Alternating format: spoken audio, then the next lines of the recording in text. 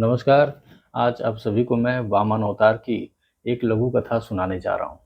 वामन का शाब्दिक अर्थ होता है बौना और ये विष्णु भगवान का 5वां अवतार था।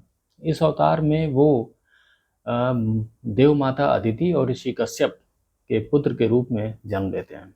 जानते हैं जन्म क्यों लेना पड़ा? क्योंकि उस समय धरती पर राजा प्रहलाद के पौत्र राजा बलि जो थे अधिकार प्राप्त कर चुके थे और उस अधिकार को अस्थायी रूप देने के लिए दैत्यों के गुरु शुक्राचार्य ने राजा बलि से 100 यज्ञों को संपन्न करने के लिए कहा था। 99 यज्ञ पूरे हो चुके थे, 100वें यज्ञ की तैयारी हो चुकी थी और इधर सभी जगह से त्रस्त होकर सभी देवगण जो हैं भगवान विष्णु के पास पहुंचते हैं कि प्रभु बचा लीजिए, आप ही कुछ कर सकते हैं। तो विष्णु भगवान ने वामन अवतार के रूप में एक बौने ब्राह्मण के रूप में यज्ञशाला के दरवाजे पर दस्तक दी और भिक्षा की याचना की। जब भिक्षा की आवाज़ राजा बलि के कानों में पहुंची तो राजा बलि अपने आप को रोक नहीं सके और दान देने के लिए यज्ञशाला से बाहर आने लगे। तब दैत्य गुरु शुक्राचार्य ने उन्हें रोका और अपनी दिव्य दृष्टि से जो भी दृष्टियाँ थी उनके पास तब था, उससे वो पहचान गए कि ये विष्णु भगवान हैं। तो उन्होंने राजा बलि को सचेत भी किया। तब राजा बलि ने कहा कि सभी ऋषिगण महात्मागण जो होते हैं इतनी तपस्या के बाद नारायण का रूप या दर्शन पाते हैं और नारायण मेरे दरवाजे पे स्वयं आए हैं, मैं कैसे न जाऊं, और दान देना तो मेरा स्वभाव है। तो वो यज्ञशाला के दरवाजे पहुँचे और कहा कि हे ब्राह्मण देवता, आपको क्या चाहिए? तो ब्राह्मण देवता वामन ने कहा कि मुझे बस 3 पग धरती चाहिए, बस 3 पग। राजा बलि हंसने लगे, कहे कि बस 3 पग, कम से कम मेरी योग्यता के हिसाब से मांगिए। अभिमानी थे मगर दानी भी थे। तो फिर भी वो दान देने के लिए तैयार हुए कि मैं आपको देता हूँ ये दान। लेकिन वामन ने कहा कि आप पहले संकल्प लीजिए और अपने साथ एक कमंडल लाए थे।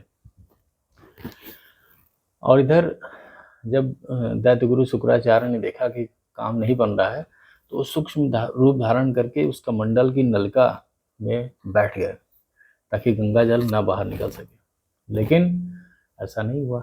जब वो करने लगे तो जल तो नहीं आ रहा था। तब प्रभु समझ गया कि अंदर कौन बैठा है, प्रभु भी दिव्य दृष्टि जानते थे। तो उसकी एक तिनका उठाई और नलका को साफ करने लगे और उसी साफ करने के चक्कर में, साफ करने की क्रिया में ऋषि जो दैत्य गुरु थे शुक्राचार्य जी की बाईं आँख फूट गई थी और बाहर निकले बिलबिलाते हुए।